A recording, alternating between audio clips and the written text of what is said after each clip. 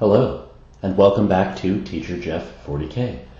I have an announcement to make. I have decided to go into hand modeling. No, I'm joking. So the reason I have my camera here like this today is because I wanted to show you all of the units. Trust me, they'll be here soon, don't worry. I wanted to show you all of the units that I'm going to put into a 750 point list for Space Marines. So I'm going to be playing a battle soon with a friend of mine, and we agreed that we want to play on a 4-foot by 4-foot map, and that we want it to be densely packed with terrain. So I know this going in, and so that's partially why I built this list. But another reason why I wanted to show it to you is because I wanted to give some tips and tricks on how to build a decent list for a very small point game. In 7th edition, in 8th edition rather, it's very rare to see very small games. The smallest typically that I play is about 1,500, maybe 1,250, and very rarely 1,000. So we wanted to do sort of a small skirmish where smaller units can really make their presence felt, and you might find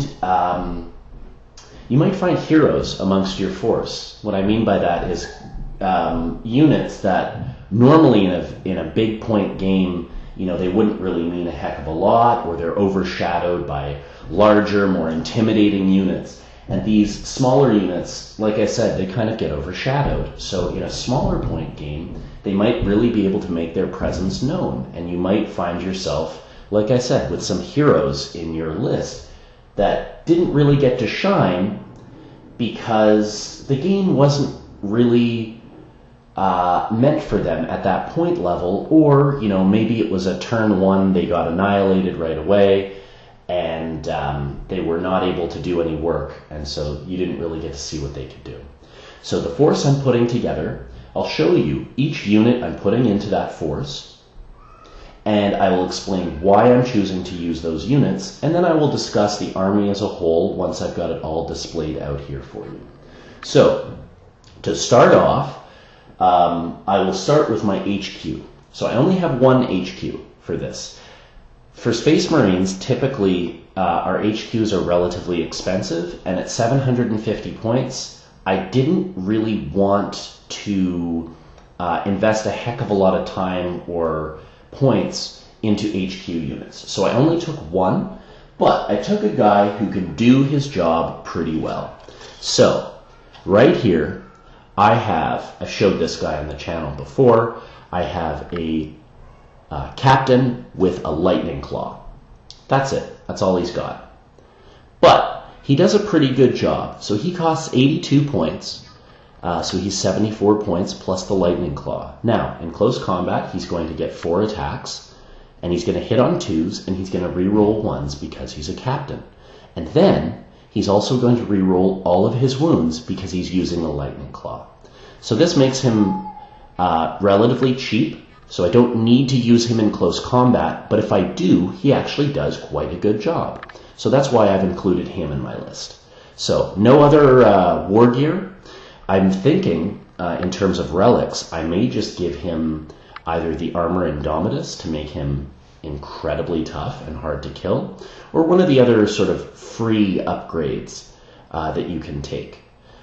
So if you look at some of the relics, some of them require you to have something beforehand, like a power sword, for example. So you do have to pay those points for the power sword before you take that special relic.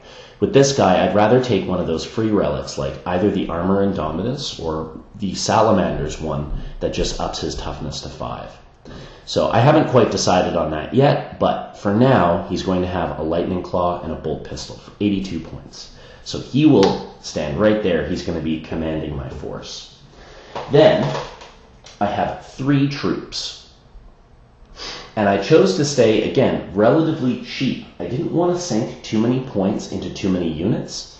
Typically, I don't like to do that anyhow, but especially in such a small point game, think of how costly it would be to have a unit that deals out a lot of damage, and it gets rocked out of your list, and that was maybe 250 points. That's like a third of your army. So I took some very, very cheap options for the troops as well. I took one unit of scouts with shotguns. So a 5-man team, they all have shotguns. I've shown these guys before. So these are the old metal models. Some of you may recognize them. They're one piece. You used to get like a blister package and you'd get 2 of these guys. One with this guy holding it out like this, and one with the guy holding it sort of off to the side and running. So, 5 scouts. Why did I choose these? Like I said, they're cheap. 55 points. Shotguns are free. So you can replace, you can have 3 standard loadouts that are free for the scouts. You can have a bolt pistol and close combat weapon, which makes them a little better in close combat, obviously. You can give them bolters, or you can give them shotguns. I chose the shotguns because, well, like I said, I know we're going to be playing a relatively close game in terms of the size of the map, and shotguns just get stronger at closer range. So they become strength 5 at half range, which isn't bad. And again, they're a very cheap unit, and they can hold on to objectives because they are troops. Now, every unit can hold on to objectives, but troops typically in each army do it better. So they typically have an ability. In the Space Marine Codex, that ability is called, Champions of Humanity. And it allows them to supersede holding an objective. So let's say, for example, I have a group of, let's see, I have a tank on an objective. My opponent has a tank on an objective, a Leman Russ battle tank. If even one of these scouts is in range of that objective and gets onto it, he controls the objective, not the tank. Even if my opponent has 3 tanks close to the objective and I have this guy on it, he still captures it because of that rule. Now, a lot of armies have those rules, so it's not uncommon to see that. But this makes them cheap, useful with the shotguns, pretty useful, and they're great for capturing objectives. So for now, I've got 1 HQ and 1 troop. And like I said, they're only 55 points. Then, for 65 points, I've taken another squad of scouts. But this time, they all have bolters. And I've equipped one with a heavy bolter. So this is sort of to serve the same purpose as the shotgun scouts, except these guys will have a little more range. They've got bolt guns and a little extra firepower with the heavy bolter. So that one heavy bolter I find meshes pretty well with a squad of bolter scouts because it's got, similar range, and it's also got similar targets that it's going to want to attack. It's going to want to go for soft targets, infantry. So this makes it pretty useful.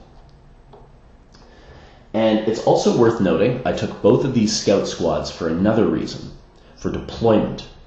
So scouts are allowed to deploy after everything has been deployed on the map, but also they're allowed to deploy outside of your deployment zone as long as they are more than 9 inches away from enemy units. So this allows me a lot of versatility when planning where to put my forces, and allows me to take a certain amount of table control before the match has even started.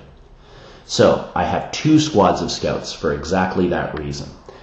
And for other reasons. They're cheap, they're relatively good. Like all Space Marines, they're skilled at shooting, and they're not that skilled at fighting in close combat, but they can hold their own. And especially in a small point game, they can be, a little harder to take down because there's limited firepower. It's only 750 points.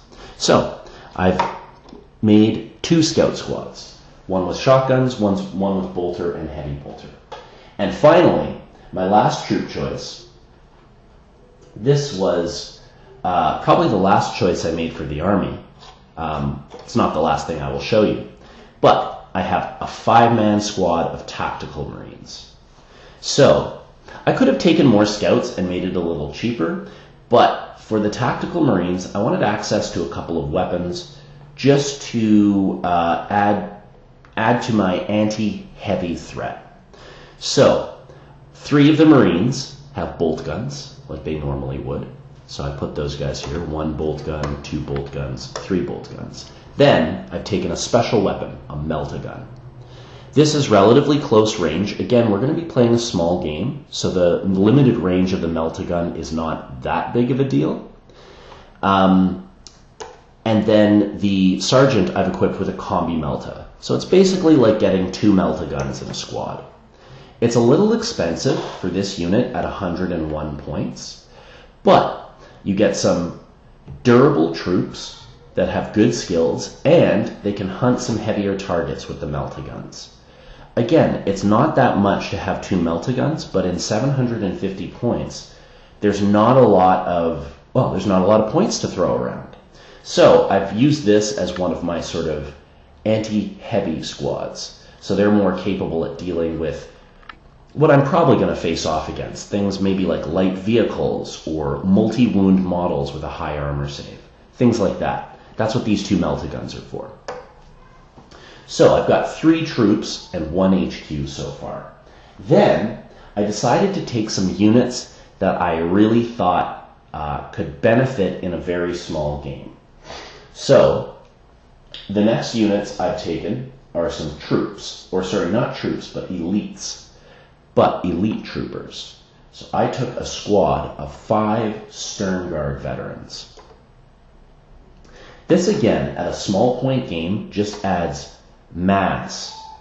I just get more models on the table, and especially Space Marines, they're tougher models. So while I'm not getting the same as, say, a Horde army, like you would with maybe some Tyranid bugs or some Guardsmen, I'm getting a bunch of tougher, more armored, skilled Marines. And that can be pretty hard to chew through at 750 points. So these guys I have equipped with special issue bolt guns. So some of these I've customized. I haven't used the Games Workshop models. If you've seen my video on Sternguard Veterans, you may recognize some of these guys. So I've got a special issue bolt gun on him. On this guy as well, he has a special issue bolt gun. The Sergeant, I've given a chainsword because it's a free upgrade, but I've also given him a special issue bolt gun as well, so he can maintain firing, but he takes advantage of being a veteran Sergeant and having a chainsword for an extra attack in close combat, should I need it, and it's free.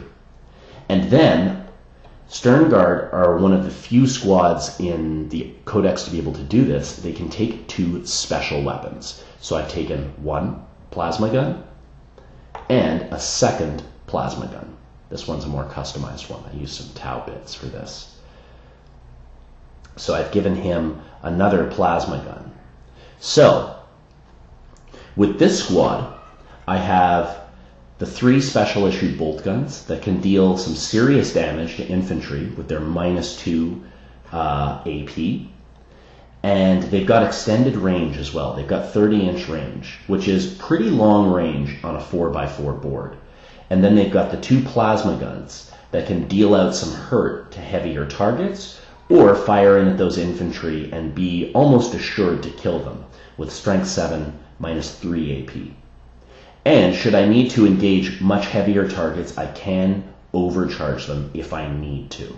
So it adds a little extra punch and some heavy, sort of complementing these Melta guys so that they are now not the only ones that can deal with heavier targets. That's something you don't want when you have a list. You don't want one unit that can deal with either heavy or light targets, just because if that unit gets taken out, you're kind of boned. And you're maybe trying either to focus fire on something with inadequate weapons, or trying to stay away from the unit that you can now no longer deal with. So these squads add a little bit of redundancy. So I've got the 2 special weapons here that deal with heavier targets, and 2 special weapons here that are a little lighter, but when overcharged, they can deal some heavy damage as well. And Stern Guards, I like them. They have the veteran profile, so they have more attacks in close combat.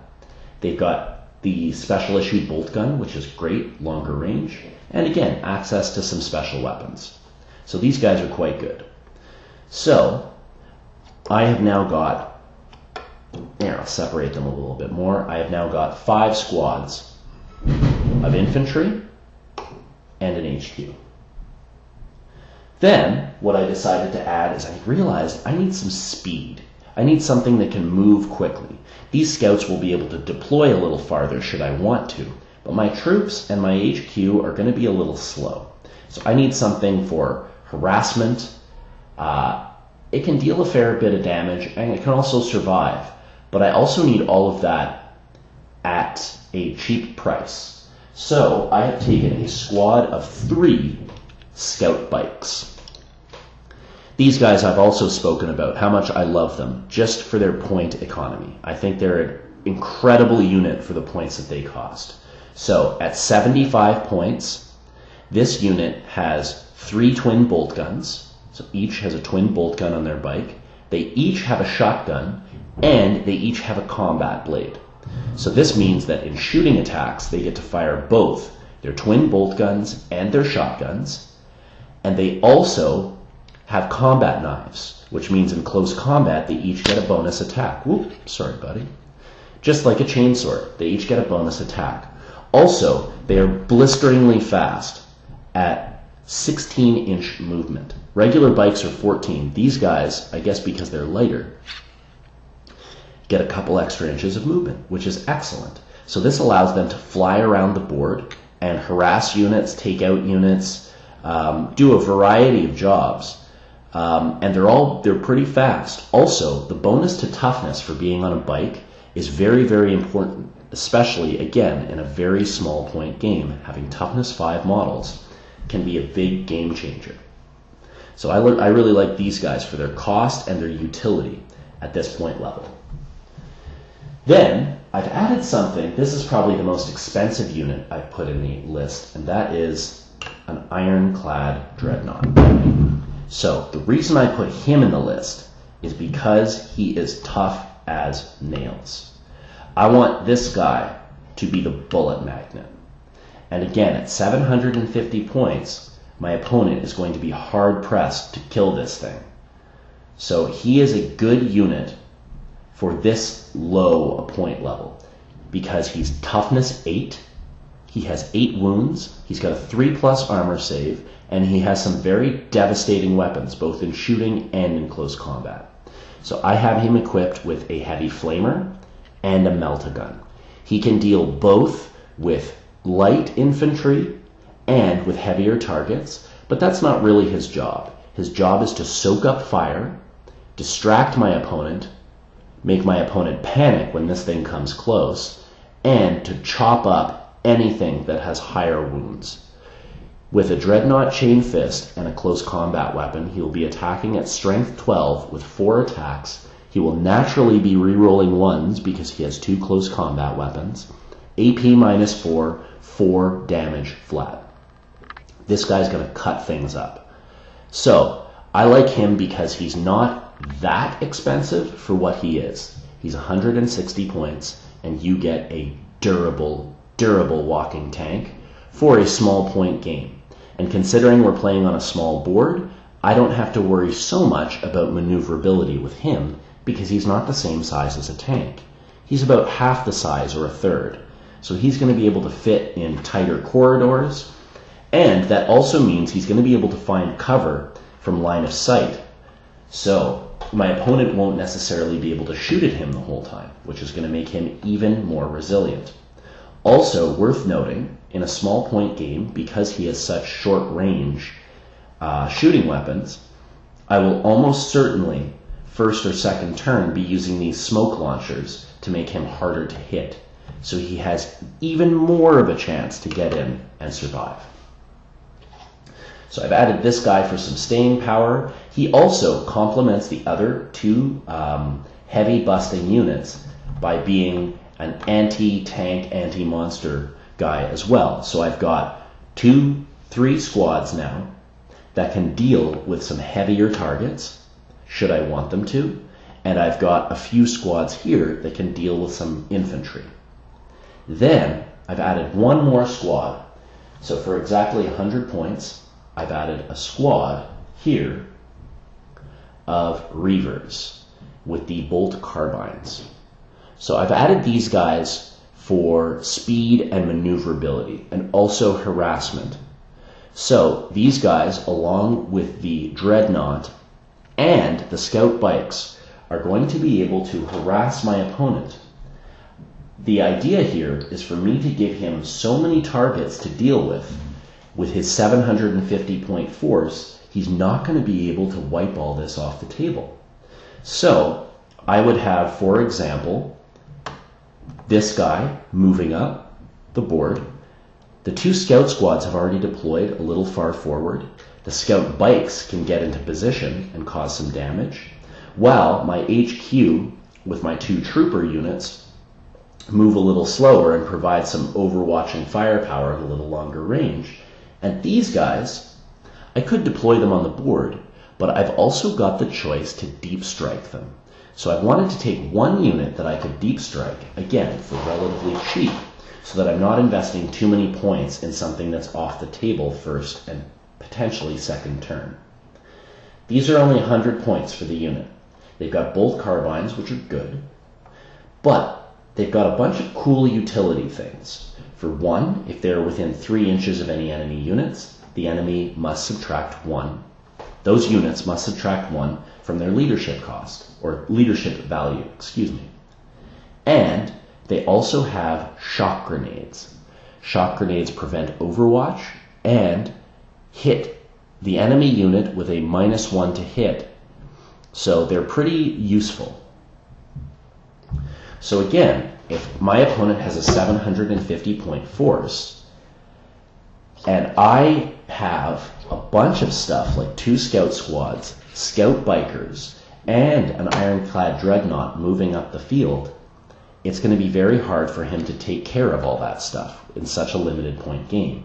And then, by the time some of this stuff has moved into position on turn 2, I can drop in these guys in another part of the board to split up my opponent's forces.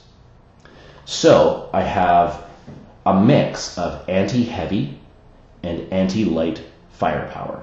So I have a little bit more to deal with infantry, but that's okay because I have a few squads to deal with anti-heavy stuff, and if one of them gets removed, I have 2 more to do the job. And at 750 points, you're not going to find many more options for very cheap. So we've got the melta-guns, we've got the plasma guns, and then we've got the Ironclad Dreadnought, all capable of dealing with heavier targets. And then we've got the other squads capable of dealing with lighter targets, and the HQ for support. So the reason I've chosen these models is because I wanted, one, a lot of guys. For Space Marines, I wanted a lot of guys that were useful and relatively cheap. And so I got 1, 2, 3, 4, 5 squads of 5 guys, the 3 bikes, the Ironclad Dreadnought, who's tough as nails, and the support HQ character who can hold himself in close combat. If I had taken a second HQ instead of something else, I could have gotten a detachment bonus. So if you take 2 HQs and 3 troops, 1, 2, 3, you can have access to the battalion detachment, giving you a lot of command points. I decided against this because I didn't want to pay the tax to get the detachment and the extra command points. I wanted to take the units that I wanted. And this is especially crucial at such a small point game. I want all of these units. I don't want to replace any of them. So in theory, I could say take out the Reivers for 100 points and put in another HQ that could do a decent job. I didn't want to do that. So instead, I have a Vanguard detachment, which is the elite one. So I've got 1 HQ and 3 elite choices: Sternguard Veterans, Ironclad Dreadnought, Reivers. So that gives me 1 bonus command point for a total of 4 for being battle forged. It's not many, but it's a small game. So realistically, my opponent will probably not have that many command points. Maybe they will have a battalion, and they'll get a few. That'll give them 8 command points. But I've decided to make this army a Salamander's army. What that means is that each unit can re-roll 1 hit and 1 wound each time they shoot or fight. So I don't have that many command points, but I have a system within my army to be able to re-roll things should I need to. And I can save those re-roll dice should I want to for important rolls like a damage roll for a melt-a-gun, for example. So I roll the damage once it's gone through and I roll a 1. Crap. I can't re-roll that with my Salamander Chapter Tactics. But I could use one of my command points to do that and re-roll to try and get higher damage. So I think by choosing Salamanders, it balances things out. And also I have 1, 2, 3, 4, 5, 6, 7 units that each get to, 8 units to include the HQ. Right? 1, 2, 3, 4, 5, 6, 7, 8. Yes, okay, so 8 units that each get to re-roll 1 to hit and 1 to wound each time they shoot or fight. So, quite useful. And then I've also got the commander providing the buff of re-roll 1s to hit to anyone nearby. So if he's close to these units, they will be re-rolling their 1s to hit and potentially another miss, like a 2 or something like that, because of their chapter tactics. So I've got my re-rolls sort of taken care of by chapter tactics and from the utility character, and so I can save my command points for other things should I need them. Again, having 4 command points in a 750 point game is not that bad. So I've managed to cover what I believe to be most of my bases. We're playing a small game, so I didn't take any monstrous units. I haven't plugged too many points into one big unit, and if that unit dies, it goes away. So, for example, I lose my Sternguard Veterans. That's too bad, but I still have these scout squads. I've still got melt-a-guns over here, the Ironclad Dreadnought, these guys speeding up the table, and a character capable of dealing with close combat, as well as these two. So it's not so bad if I do lose one of my units. So even if I do lose, for example, the big guy, the Ironclad Dreadnought, I feel like he's done his job at that point because he's tanked a bunch of damage, or he's tanked a bunch of potential damage.